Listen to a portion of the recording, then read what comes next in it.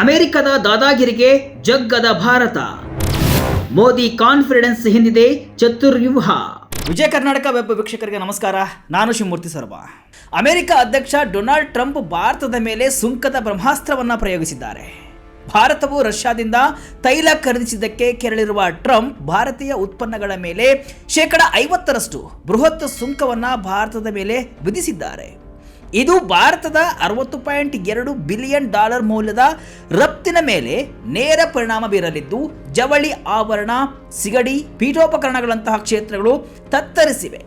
Japan, European union, ದಕ್ಷಿಣ ಕೊರಿಯಾದಂತಹ ದೇಶಗಳು Trump ಒತ್ತಡಕ್ಕೆ ಮಣಿದಿವೆ.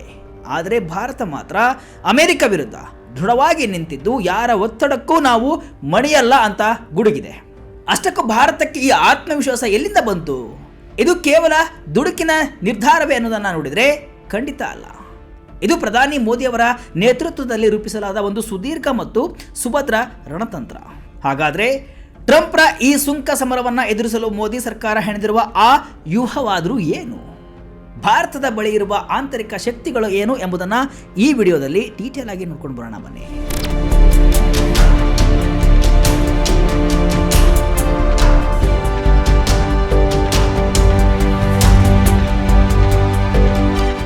ಭಾರತದ ವಿರುದ್ಧ ಡೊನಾಲ್ಡ್ ಟ್ರಂಪ್ ಸುಂಕ ಸಮರ ಸಾರಿದ್ದು 50% ಸುಂಕದ ಹೇರಿಕೆ ಶುರುವಾಗಿದೆ. ಆದರೆ ಸದ್ಯಕ್ಕೆ ಭಾರತ ಇದಕ್ಕೆ ತಲೆಕೆಡಿಸಿಕೊಳ್ತಾ ಇಲ್ಲ. ರಷ್ಯಾದಿಂದ ತೈಲ ಖರೀದಿ ಹಿನ್ನೆಲೆ ಭಾರತದ ಮೇಲೆ ಸುಂಕ ಹೇರ್ತಾ ಇದ್ದೇವೆ ಅಂತ ಟ್ರಂಪ್ ಹೇಳ್ತಿದ್ದಾರೆ. ಆದರೆ ರಷ್ಯಾದಿಂದ ಚೀನಾ ಭಾರತಕ್ಕಿಂತ ಹೆಚ್ಚಿನ ತೈಲವನ್ನು ಖರೀದಿಸ್ತಾ ಇದೆ. ಅದಕ್ಕೆ ವಿನಾಯಿತಿಯನ್ನು ಟ್ರಂಪ್ ನೀಡಿದ್ದಾರೆ. ಅದು ಅನೇಕ ಅನುಮಾನಗಳಿಗೆ ಕಾರಣವಾಗಿದೆ. ರಷ್ಯಾದ ಇಂಧನ ಎಂಬುದು ಒಂದು ಕಾರಣವಷ್ಟೇ. ಇದರ ಜೊತೆ ಅಮೆರಿಕದ ಹೈನುಗಾರಿಕೆ ಹಾಗೂ ಕೃಷಿ ವಲಯಕ್ಕೆ ಭಾರತದ ಮಾರುಕಟ್ಟೆಯನ್ನು ನಿರ್ಬಂಧಿಸಿರುವುದು ಕಾರಣ ಎನ್ನಲಾಗ್ತಿದೆ. ಅಮೆರಿಕ ಬ್ಲೆಡ್ ಮಿಲ್ಕ್ ಅನ್ನು ಭಾರತದಲ್ಲಿ ಮಾರಲು ಯೋಚನೆ ಮಾಡ್ತಾ ಇದ್ದು, ಹಲವು ಹೈಬ್ರಿಡ್ ಜಿನೆಟಿಕ್ ಕೃಷಿ ತಳಿಗಳನ್ನು ಭಾರತಕ್ಕೆ ಪೂರೈಸಲು ಮುಂದಾಗಿದೆ. ಆದರೆ ಇದಕ್ಕೆ ಭಾರತ ಒಪ್ತಿಲ್ಲ.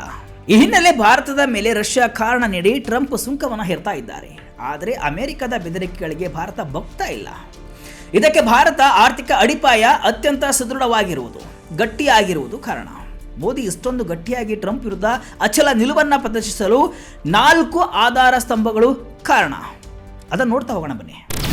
ಟ್ರಂಪ್ ಬೆದರಿಕೆಗೆ ಸ್ಥಿರ ಆರ್ಥಿಕತೆಯ ಉತ್ತರ. ಟ್ರಂಪ್ ಸುಂಕ ಸಮರದ ವಿರುದ್ಧ ನಿಲ್ಲಲು ಭಾರತ ತೋರಿಸುತ್ತಿರುವ ಆತ್ಮವಿಶ್ವಾಸದ ಅತಿ ದೊಡ್ಡ ಮೂಲವೇ ಅದರ ಆರ್ಥಿಕ ಸ್ಥಿರತೆ. ಟ್ರಂಪ್ ಸುಂಕ ಹೇರ್ತಾ ಇದ್ರು ಭಾರತದ ಆರ್ಥಿಕ ಬೆಳವಣಿಗೆಯ ಕತೆ ಮಾತ್ರ ನಿಂತಿಲ್ಲ. ಕಳೆದ 18 ವರ್ಷಗಳಲ್ಲಿ ಮೊದಲ ಬಾರಿಗೆ ಪ್ರತಿಷ್ಠಿತ SP ಗ್ಲೋಬಲ್ ರೇಟಿಂಗ್ಸ್ ಸಂಸ್ಥೆಯು ಭಾರತದ ಸಾರ್ವಭೌಮ ರೇಟಿಂಗ್ ಅನ್ನ BBB ದರ್ಜೆಗೆ ಏರಿಸಿ ಸ್ಥಿರ ಮುನ್ನೋಟ ನೀಡಿದೆ. ಇದಕ್ಕೆ ಕಾರಣ ಭಾರತದ ದೃಢವಾದ ಆರ್ಥಿಕ ಬೆಳವಣಿಗೆ, ವಿತ್ತೀಯ ಶಿಸ್ತು ಮತ್ತು ಹಣದುಬ್ಬರವನ್ನು ನಿಯಂತ್ರಣದಲ್ಲಿಟ್ಟಿರುವ ಹಣಕಾಸಿನ ನೀತಿ. ಇದಿಷ್ಟೇ ಅಲ್ಲದೆ ಭಾರತವು ವಿಶ್ವದ ಅತ್ಯಂತ ವೇಗವಾಗಿ ಬೆಳೆಯುತ್ತಿರುವ ಪ್ರಮುಖ ಆರ್ಥಿಕತೆಯಾಗಿ ಮುಂದುವರಿಯಲಿದೆ ಅಂತ ಅಂದಾಜಿಸಲಾಗಿದೆ. ನಮ್ಮ GDP ಬೆಳವಣಿಗೆ ದರವು ಜಾಗತಿಕ ಸರಾಸರಿಗಿಂತಲೂ ಹೆಚ್ಚಿದೆ.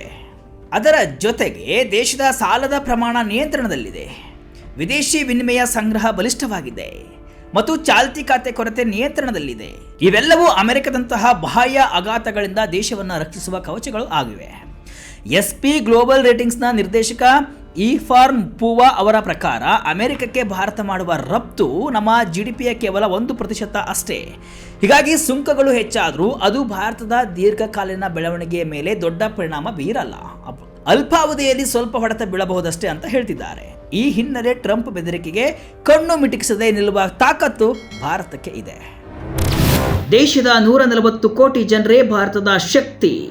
ಇನ್ನು ಎರಡನೇ ಆಧಾರ ಸ್ತಂಭವನ್ನ ನೋಡುವುದಾದ್ರೆ, ಕೆಲವು ದೇಶಗಳಂತೆ ಭಾರತ ರಫ್ತನ್ನೇ ನಂಬಿಕೊಳ್ಳುತ್ತಿಲ್ಲ. ನಮ್ಮ ಆರ್ಥಿಕತೆಯ ನಿಜವಾದ ಶಕ್ತಿ ಇರುವುದು ನಮ್ಮ ದೇಶದ 140 ಕೋಟಿ ಜನಸಂಖ್ಯೆಯಲ್ಲಿ.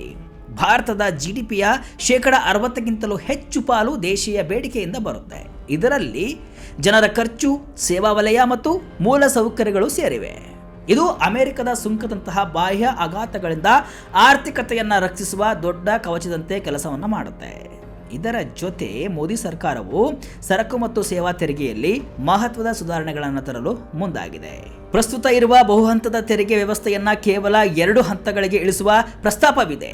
ಇದರಿಂದ ಅಗತ್ಯ ವಸ್ತುಗಳ ಮೇಲಿನ ತೆರಿಗೆ ಕಡಿಮೆಯಾಗಿ ಜನರ ಕೈಯಲ್ಲಿ ಹೆಚ್ಚು ಹಣ ಉಳಿತಾ ಇದೆ.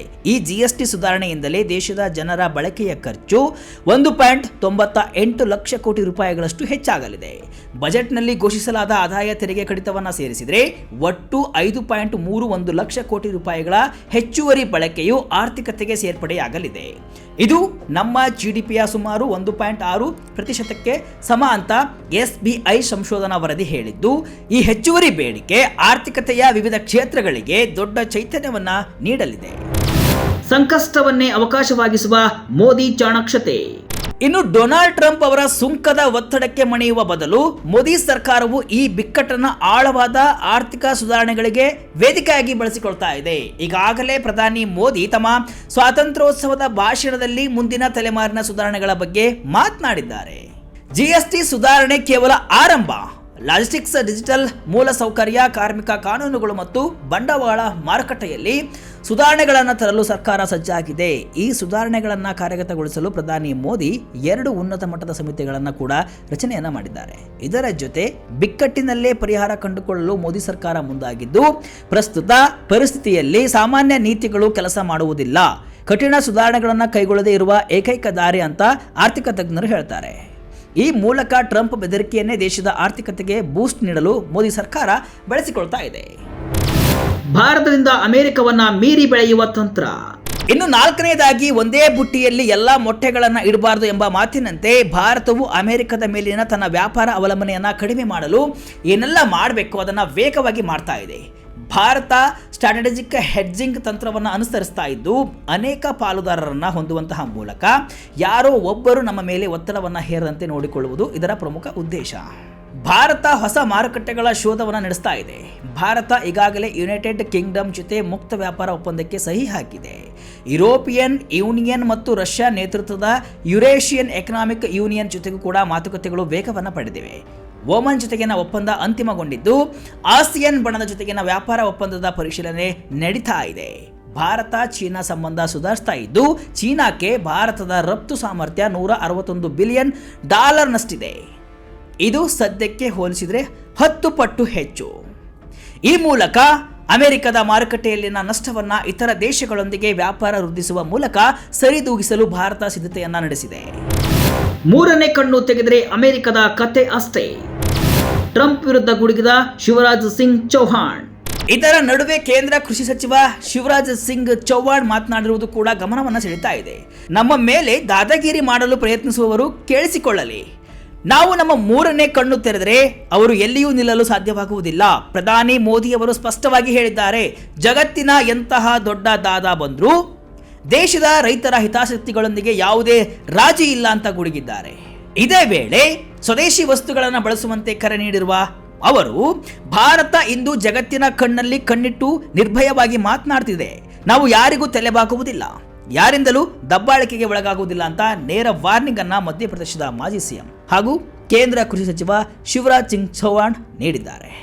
ಇದರ ನಡುವೆ ರಫ್ತುದಾರರಿಗೆ ಮೋದಿ ಸರ್ಕಾರ ರಿಲೀಫ್ ಪ್ಯಾಕೇಜ್ ನೀಡಲು ಕೂಡ ಮುಂದಾಗಿದ್ದು, ಇದು ಕೂಡ ಟ್ರಂಪ್ ಸುಂಕ ಸಮರದ ಒತ್ತಡವನ್ನು ತಗ್ಗಿಸಲಿದೆ. ಒಟ್ಟಿನಲ್ಲಿ ಡೊನಾಲ್ಡ್ ಟ್ರಂಪ್ ಅವರ 50% ಸುಂಕವು ನಿಸ್ಸಂದೇಹವಾಗಿ ಭಾರತದ ಆರ್ಥಿಕತೆಗೆ ದೊಡ್ಡ ಪೆಟ್ಟು ನೀಡಲಿದೆ. ಆದರೆ ಇದು ಅಲ್ಪಾವಧಿಯದ್ದಾಗಿರಲಿದೆ ಎನ್ನಲಾಗಿದೆ. ಅಮೆರಿಕದ ಯಾವುದೇ ಬೆದರಿಕೆಗೆ ತಲೆ ಕೆಡಿಸಿಕೊಳ್ಳದ ಭಾರತದ ಹಿಂದೆ ಕೇವಲ ಭಾವನಾತ್ಮಕ ರಾಷ್ಟ್ರೀಯತೆ ಅಥವಾ ಹಠಮಾರಿತನ ಧೋರಣೆ ಇಲ್ಲ. ಇದರ ಹಿಂದೆ ಮೋದಿ ಸರ್ಕಾರದ ಸ್ಪಷ್ಟವಾದ, ತರ್ಕಬದ್ಧವಾದ ಮತ್ತು ದೂರದೃಷ್ಟಿಯುಳ್ಳ ಆರ್ಥಿಕ ಕಾರ್ಯತಂತ್ರವಿರುವುದು ಸ್ಪಷ್ಟವಾಗುತ್ತೆ. ಇದಿಷ್ಟೇ ಹೊತ್ತಿನ ವಿಶೇಷ. ಇದೇ ರೀತಿಯ ಹಲವು ವಿಶ್ಲೇಷಣೆ ಮಾಹಿತಿ ಅಷ್ಟೇ ಅಲ್ಲ, ಮನರಂಜನೆಯ ವಿಡಿಯೋಗಳಿಗಾಗಿ ವಿಜಯ ಕರ್ನಾಟಕ ವೆಬ್ಸೈಟ್, ಫೇಸ್ಬುಕ್ ಹಾಗೂ ಯೂಟ್ಯೂಬ್ ಪೇಜನ್ನು ಫಾಲೋ ಮಾಡಿ. ಧನ್ಯವಾದಗಳು.